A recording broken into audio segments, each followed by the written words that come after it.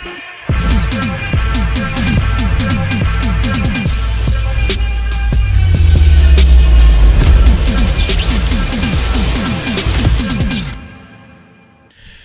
if events went differently in the Fox X-Men universe?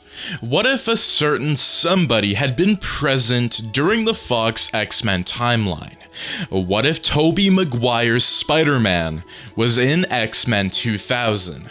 What if Tobey Maguire's Spider-Man was a part of the X-Men franchise? Welcome back, my fellow watchers of the multiverse, to yet another brand new Marvel's What If video. And in today's video, we're going to be going over what if Tobey Maguire's Spider-Man was in X-Men 2000. Now, this was a highly requested and highly anticipated What If episode, and I'm so excited for like Deadpool and Wolverine, I had to begin this series. And this series is going to be taking place after the events of Spider-Man 3, where we have an experienced Spider-Man. So although X-Men 2000 takes place in the year 2000, this is a combination between like two universes. We're not caring about if it's 2005 or 2007 in the timeline. This is just so that the events all combine together with an experienced Spider-Man. So that being said, my fellow watchers, if you guys are new around here, highly recommend that you guys subscribe, like, share, and turn those notifications on, so you and your friends are all up to date with the latest content. But that being said, grab some popcorn, and let's get into the brand new Marvel's What If episode. After the tragic death of Harry Osborn, Peter and Mary Jane have been finding it difficult coping with their friend's passing. But when Madeline, MJ's mother, realizes that her sickly condition is getting worse, she convinces her daughter to find her older sister, Gail, and bring her home before Madeline's health declines even further, with their only clue being a letter Gail left for her sister shortly before leaving. Mary Jane, along with Peter, travel to Canada in search of her. What they find, however, is much more than they expected. Location: Canada. Time: 7:46 p.m. Riding in Mary Jane's blue sedan, the redhead, along with her boyfriend Peter Parker, sat in silence for some time as she drove down the road. All the two could see out their windows were masses of white snow, which had completely engulfed the land of Canada. It was a beautiful sight, but the cold that came with it was not ideal for the young couple, especially MJ. She tried to turn the heat up in her car, but unfortunately, it could go no higher. Once they had the money, Mary Jane was definitely buying a new vehicle, preferably one that had proper heating and air conditioning. "You okay?" Peter asked his girlfriend as her grip on the steering wheel tightened. Mary Jane nodded. Yeah, I'm good. But, the woman smirked. "Think you have a secret Spidey power that makes you into a human heater?" "If I did, I'm sure it would have been activated by now," Peter replied with a smile of his own. "Or maybe we have to be completely frozen for it to work. It's worth a shot," MJ laughed. "Absolutely not. I will throw you out of this car, Pete." "Come on, you wouldn't do that to me. You love me too much." "It's because I love you that I'm giving you a warning. Next time, I won't be so nice." Peter chuckled and turned back to the window. "Yeah, right, but it is pretty cold out here. Wonder why your sister decided to move out here of all places." "You and me both, Peter." Mary Jane's face grew serious. "I haven't seen her in so long. I really hope she's okay." Hearing the concern in MJ's voice, Peter looked back at his girlfriend with a frown. "Why do you say that? You sound really worried." "Well, like I said, I haven't seen her for a while, but what really worries me is her boyfriend." "Boyfriend?" MJ nodded. "Yeah. I know I haven't told you much about my sister, but the main reason she ran away was to be with a guy named Timothy. And knowing our father, she knew that he wouldn't approve of Timothy. Not that he approved of much of anything she did, really." Peter sighed. He knew very well of Mary Jane's abusive father, Philip. His own daughter called him trash because of the way he treats his family, especially his poor wife, Madeline. The woman was kind and gentle, so she did not have the heart to leave her husband despite his cruel actions. And now with her illness, Madeline did not have the strength anymore to do so, even if she wanted to. Mary Jane had offered to take her mother away from Philip once her acting career came into fruition, and she had the money to take care of Madeline. But fearing that her time would soon be coming to an end, Madeline insisted that MJ find her eldest daughter, Gail, so she could see her one last time before she passed away. The mother and daughter had not talked in years, but Madeline still held much love for her eldest, despite the circumstances that led to them being separated. So here they were, Peter and Mary Jane, riding through the depths of Canada in search of Gail Watson. MJ did not like the idea of her mother believing she would die soon, but the redhead did want to see her sister again, and the trip might be good for her and Peter after recent events. Now Mary Jane's thoughts were drifting back to what happened only a month ago, the tragic night when a dear friend lost his life fighting to save hers. I don't want to lose anyone else, Peter. Peter, who had been lost in his own thoughts, was pulled back to reality by MJ's unexpected statement. Huh? My mom. Peter, I can't lose her now. First Harry and then... Mary Jane stopped, her voice cracking the moment she said her deceased friend's name. I won't lose anyone else. The woman's eyes welled up with tears, and her sight started to become blurry. She quickly wiped them away with her coat sleeve. Hey, placing his hand on MJ's shoulder, Peter gave it a gentle squeeze in an attempt to comfort her. You won't, okay? I'll make sure of it. What happened to Harry? I'm not going to let it happen to anyone else. Nodding, Mary Jane glanced at Peter for a second and smiled. I know. I can always rely on Spider-Man to come to my rescue. Not just Spider-Man, you know. Yeah, Peter Parker's pretty great too. And to think, Spider-Man for some time was the biggest issue in their relationship. Peter, feeling that he would be putting Mary Jane in danger, had rejected the redhead multiple times, and Mary Jane herself tried to find solace in other men, including Harry. But no matter who she turned to, MJ could never love another man other than Peter Parker. No matter how many times he messed up, even after everything that happened when Peter was being influenced by the Venom symbiote, she ended up forgiving him, and they soon began to repair their own relationship. It is a slow process, but they wanted to take their time and get things right. Speaking of things not going right, the couple suddenly heard a loud boom, and the car rocked a bit, causing Mary Jane to temporarily lose control of the vehicle. But she quickly got things back on track and pulled over before anything else went wrong. No, no, no, the woman mumbled to herself as she scrambled out of the car, with Peter right behind her. They went to the back of the vehicle and were stunned to see the terrible condition of one of the car's back tires. You've got to be kidding me. The tire was destroyed, with most of it practically falling off the rim. Peter shrugged at the sight. Well, I guess karma finally caught up to you for running into all those potholes. If looks could kill, the glare Peter received from his girlfriend could murder deities in an instant. He let out a nervous chuckle.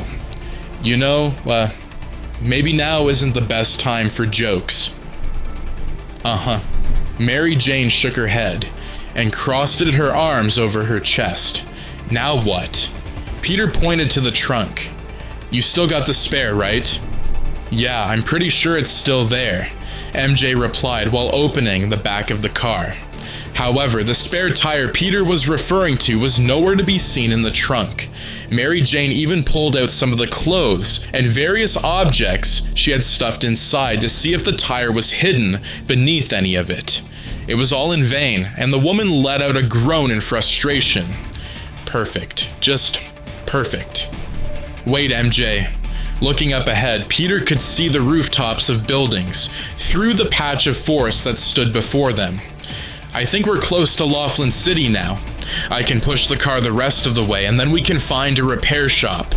How does that sound? Doesn't look like we have any other choice. Mary Jane sighed and placed her hands on her hips. Luckily, it's not too far. You got this, Peter? Peter laughed. I've stopped a whole moving train, Mary Jane. If I can't push the car, then maybe it's time I hang up the suit. The man then cracked his knuckles before turning back to Mary Jane and arching a brow. You just sit back in the car and relax. We'll be in town in no time. All right, Tiger. MJ quickly kissed Peter on his cheek and jogged back to the driver's side of the car. Don't pull a muscle, okay? Peter only chuckled and put his hands on the back of the vehicle. All right, Spider-Man, time to be a hero. Location, Laughlin City, Canada. Time, 7:54 p.m. It certainly did not take long for Peter and Mary Jane to arrive in Laughlin City, which was a small town and with many people inside due to the weather. You would think the place was abandoned. Stopping by a nearby shop, Peter let go of the car and let out a breath. That was a nice little warm-up. Definitely got my blood pumping a bit. Stepping out of her vehicle, Mary Jane took a moment to observe her surroundings.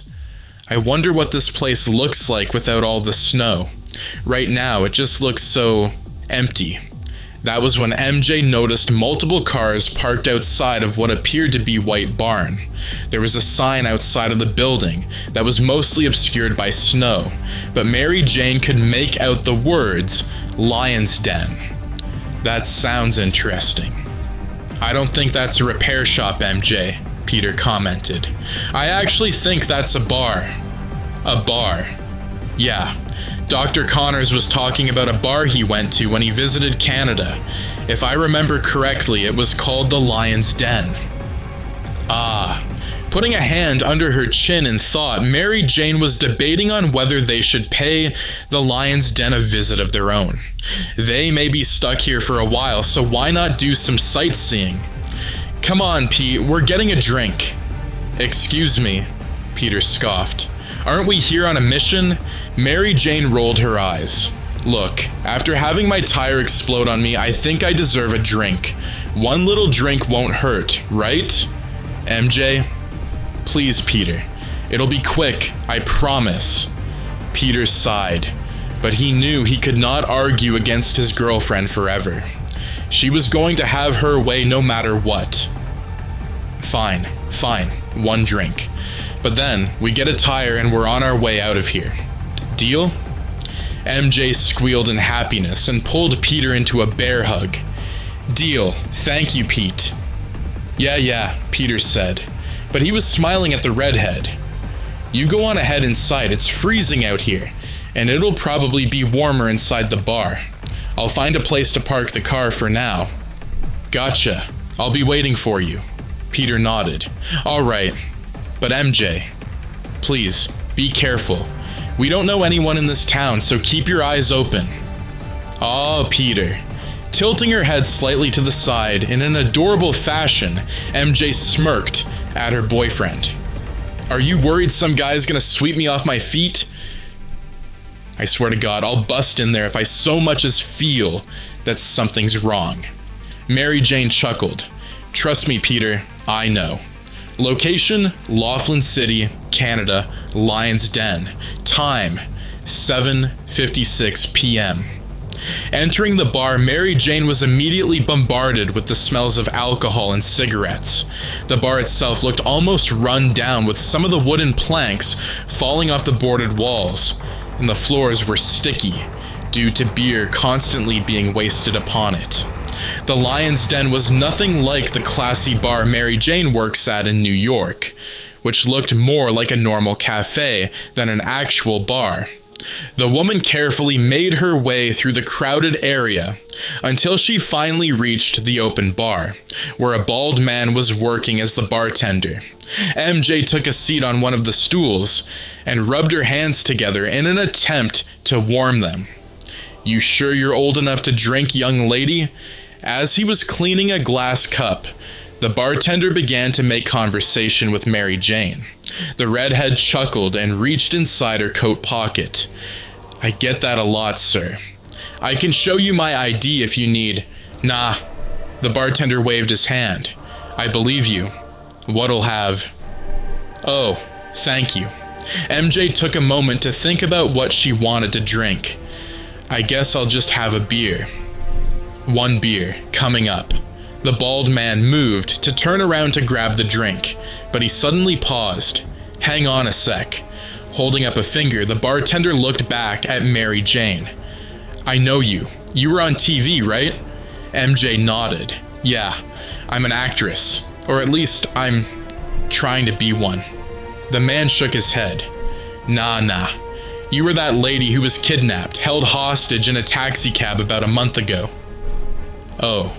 Mary Jane was not expecting for someone to bring up the incident with Venom and Sandman. Yeah, that was me." "Well, I'll be damned." The man then went back to getting MJ her beer, while muttering something under his breath. That must have been crazy. He thought no one heard him, but Mary Jane could hear his last comment just fine. "You don't know the half of it." That was when the woman noticed someone sitting a seat down from her at the bar. It was another woman, a little younger than MJ herself, but her form was mostly concealed by the black cloak she was wearing. In front of her was a cup of water, but it did not seem that she had even taken a sip out of it. Mary Jane could barely see the girl's eyes beneath her hood, and she could see that the stranger was clearly lost. Her eyes were darting all around the bar as if she was afraid someone was going to attack her.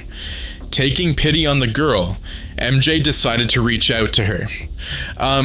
Hey, are you okay?" The girl gasped and quickly turned away from Mary Jane. The redhead instantly apologized to the stranger. "Oh, I'm so sorry. I didn't mean to startle you, I promise." MJ looked down at the empty seat that sat between her and the other woman and patted it gently. "Is it okay if I sit here?" The stranger was quiet for some time before she slowly nodded her head to Mary Jane. MJ scooted onto the other stool and held out her hand to the cloaked woman. "I'm Mary Jane Watson, but you can just call me MJ if you want." The stranger slowly turned back to Mary Jane and stared down at the redhead's hand. It took a moment, but she finally grabbed onto MJ's hand and shook it. "War Rogue," the girl said quietly, a southern accent evident in her voice. "I'm Rogue. Mary Jane repeated and smiled. "Well, Rogue, it's really nice to meet you." The girl, Rogue, smiled softly at MJ. "Yeah, it's nice to meet you too." "So, Rogue, are you from around here?" No, I'm just visiting." "Same here. I'm actually here with my boyfriend. He should be in here in a minute. I bet you got a boyfriend too, don't ya?" Mary Jane chuckled as she playfully teased Rogue. But Rogue did not seem to like the redhead's attempt at humor. In fact, the girl appeared to be hurt by the question. I had a boyfriend, but things didn't work out, okay?" "Oh." Mary Jane noticed how uncomfortable Rogue was, and regretted asking about the girl's love life. "I'm sorry. I didn't mean to make you upset or anything." Just then, the bartender finally gave MJ her beer, and the woman expressed her gratitude to the man. "Thank you. How much do I owe you?" The old man shrugged. "Ah, what the hell. First one's free." "Really?" Mary Jane frowned. "Are you sure? I can pay." "Don't worry about it, sweetheart. Let's just say this is me being generous tonight.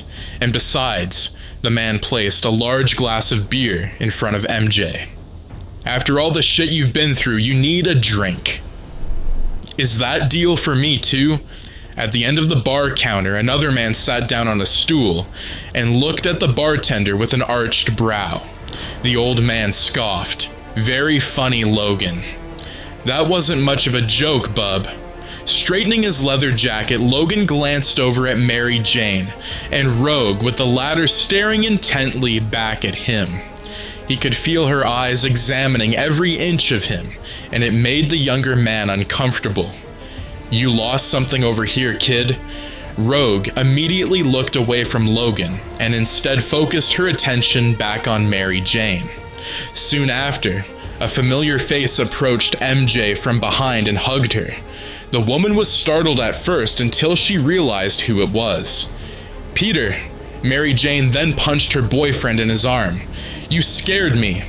Laughing, Peter took the seat to the right of the redhead. I'm sorry, but I couldn't help myself." "Well, remember that punch next time you want to try and give me a heart attack," MJ joked with a smile. She then turned back to Marie.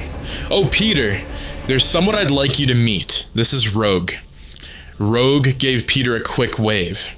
"Oh, hi." Peter adjusted his glasses and smiled kindly at the girl. "Hey, Marie, nice to meet you. You've been keeping MJ from getting herself in trouble?" Mary Jane scoffed and playfully shoved her boyfriend. "Oh, shut up, Pete." At the end of the bar, Logan was lighting a cigar the bartender had given him, with a wad of cash and a beer sitting on the counter in front of him. Just as he did so, someone walked up to Logan from behind. "You owe me some money." His words came out slurred, making it evident that he was drunk. Knowing this, Logan just ignored him, but the drunk was not about to let that slide. He grabs Logan's arm and roughly turns the man around to face him. Logan sighed. "Stu, let's not do this." Stu glared at Logan, disregarding the other man's words, and raised his voice so that the whole bar could hear him. "No man takes a beating like that without a mark to show for it." Peter, MJ, Rogue, and everyone else in the bar now had their attention on Logan and Stu. Peter was prepared to stop the confrontation if things got worse, but for now, he wanted to see how Logan would handle it. Logan hated being the center of attention, especially because some drunk decided to cause a scene and get him involved. "Come on." The man again tried to de-escalate the situation. "This isn't worth it." Stu's grip on Logan's arm tightened and he leaned in close to the other man to whisper in his ear, "I know what you are." "Damn it," Logan thought in his head. "So much for keeping a low profile. You owe me some money, you mutant freak." Hearing the word mutant, most of the bar's inhabitants were shocked to know that such a freak had been walking among them this entire time. Rogue herself was surprised by the revelation, but she was also relieved, and considering his life as Spider-Man, Peter was no stranger to mutants as well, and the same could go for Mary Jane because of her involvement with the superhero. They did not see why so many humans were against mutant kind, when it is not their fault they were born with superhuman abilities. "You lost your money." Remaining calm, despite now being surrounded by angry patrons, Logan continued to speak to Stu. "You keep this up and who knows what else you'll lose." Just then, Peter felt a tingling sensation in the back of his mind. The back hairs on his neck were standing on end, and his senses were now on full alert. His spidey sense was going off, but why? That was when Peter could see Stu pulling something shiny out of his pocket. It was a knife. "Look out," Peter shouted to warn Logan of Stu's incoming attack. The drunken man swung his knife towards Logan, but the other man was prepared. He catches Stu's arm, twisting it, until the drunk was forced to drop his weapon. Logan then kicked Stu into one of the wooden posts that stood around the bar. As Stu was getting back up, Logan appeared before him and grabbed onto the drunken man's collar, lifting back up to his feet.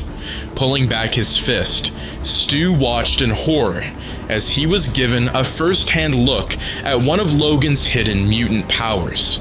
Two steel claws, shining under the bar's lights, extended from the mutant's knuckles and were aimed straight for Stu's head. Peter's eyes widened at the sight, not out of fear, but out of recognition. He knew who this mutant was. Before the hero could move an inch, Logan had thrusted his fist towards Stu, and the drunk closed his eyes tightly, awaiting his end by the mutant's claws. But instead, Stu heard loud thunks on each side of his head, and he opened his eyes to see that he was caught between the two metallic claws. The last, the middle claw, slowly came out and extended until it was poking the flesh of the drunken man's throat. Loud gasps could be heard around the bar as the humans watch on in terror, wondering if Logan would actually kill Stu. Peter stepped forward, deciding now that the current situation needed to be put to a stop. But a hand grabbed his arm, holding him back. Peter looked down at Mary Jane, who mouthed one word to her boyfriend. "Wait!" Peter was confused by this, but he trusted MJ, so he remained where he was for the time being. At that moment, Logan heard a clicking sound right behind his head. The sound of a rifle being cocked and ready to shoot a bullet through the mutant's skull.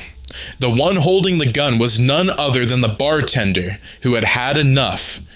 "Get out of my bar, freak." Logan said nothing. But suddenly, the mutant spins around while another set of claws extended from his other hand.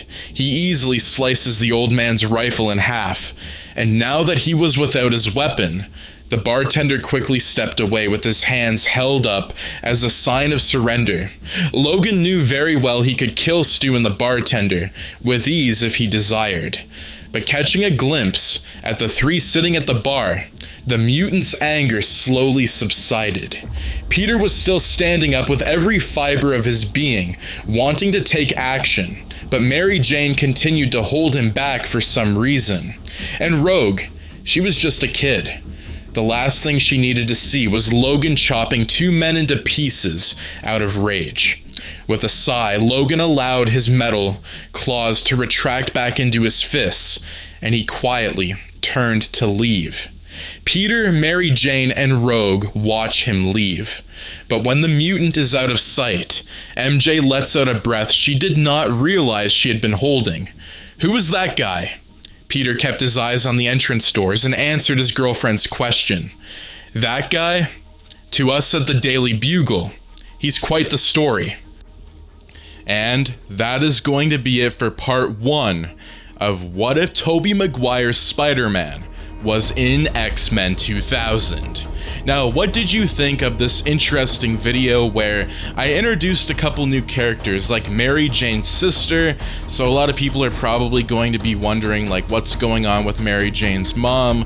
Is she sick? What is happening? Now, I really wanted to add a little bit more of Mary Jane's family into this storyline to kind of have a reason why Tobey Maguire's Spider-Man and Mary Jane were going to Canada.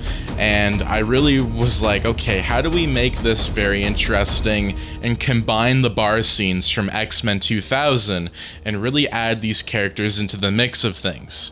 So what do you think's going to be happening now with Wolverine and Peter Parker? Because Peter hasn't revealed his identity to Wolverine yet. So he knows who Logan is, but he hasn't really said too much. So again, we got a lot more questions than we do answers. And I would highly recommend that you guys like the video, as it really shows, you know, your support, and also do make sure to subscribe, as it really goes a long way to the channel. But again, I would highly recommend that you do those things, because it really just shows like, should we make a part 2? Should I write a part 2, 3, and 4? Like going all the way up. Like it really depends, because it depends how these videos do to, you know, we're gonna do more. But again, I would love to do more. So thank you so much for tuning in, and I will see you in the next video.